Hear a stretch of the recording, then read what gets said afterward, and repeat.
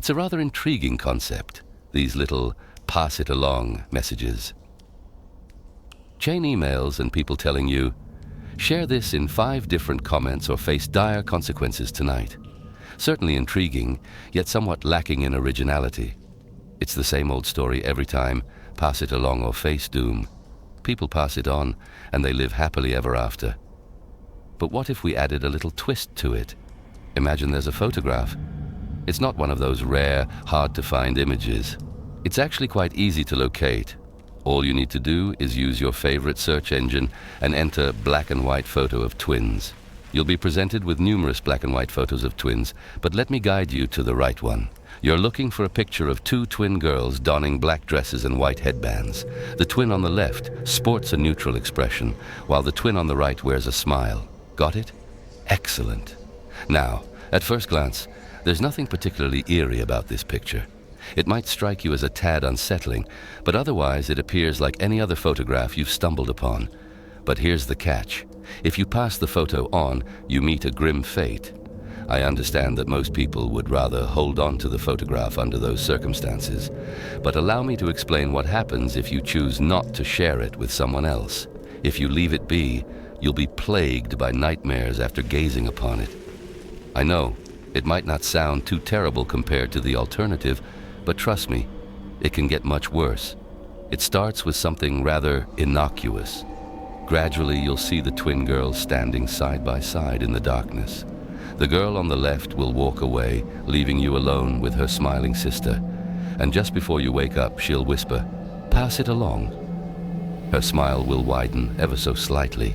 I understand it doesn't sound like a nightmare initially. The first one is quite inconspicuous, but with each subsequent nightmare, things take a darker turn. Slowly, the smiling girl gets closer and closer, her grin stretching to impossible extremes. You won't be able to shake the feeling of unease and impending danger when this happens. Don't worry, it's perfectly normal. But what comes next? Not so much.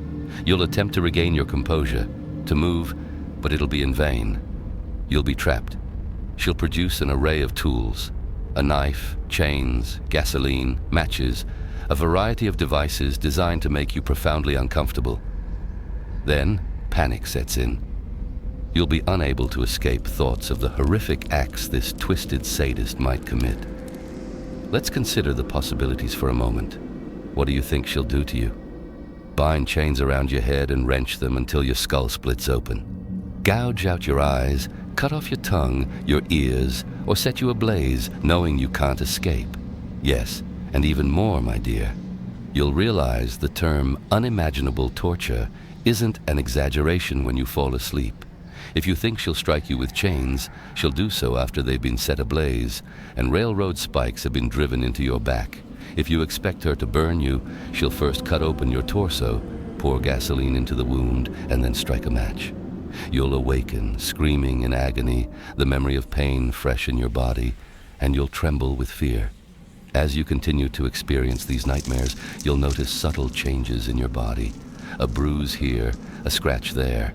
But as the nightmares grow more terrifying, so do the marks they leave behind. Those scratches will evolve into fresh, bloody scars. If you dreamed of being struck in the knee with a sledgehammer, upon waking, you'll find your legs immobilized, with throbbing pain in your kneecaps. Throughout this ordeal, her words will echo in your mind. You'll attempt to stay awake, but it's futile. The twins infiltrate your reality. They're always there, in your home, at work, or at school. You'll resist, but their faces will replace those of your loved ones.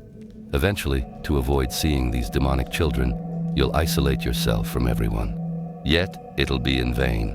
You'll see them in that split second of darkness when you blink. They'll appear in your reflection, in your peripheral vision, everywhere. There's no escape. You might even contemplate suicide, make an attempt, but they won't let you go so easily. The shotgun you hid in the closet, the revolver in the nightstand, useless. It's as though they're jammed, or the triggers won't work. Oddly, you won't be able to hold onto them long enough for them to work. Before long, you'll struggle to distinguish between dreams and reality. Each time you wake from one harrowing experience, you'll be met with more horrors. Unbeknownst to you, you've become a new plaything for the twins, and they relish in their games. Well, at least one of them does.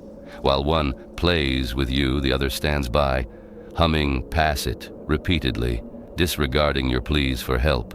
There will be no happy ending. If you hold on to optimism, I'm afraid you're as naive as those who came before you, many, many before you, and you won't be the last. I've ensured that. Now, you face a choice. Now that you've seen the picture and understand the consequences, what will you do? Will you leave the picture be and hope it's just a fabricated tale? Or will you decide to pass it along?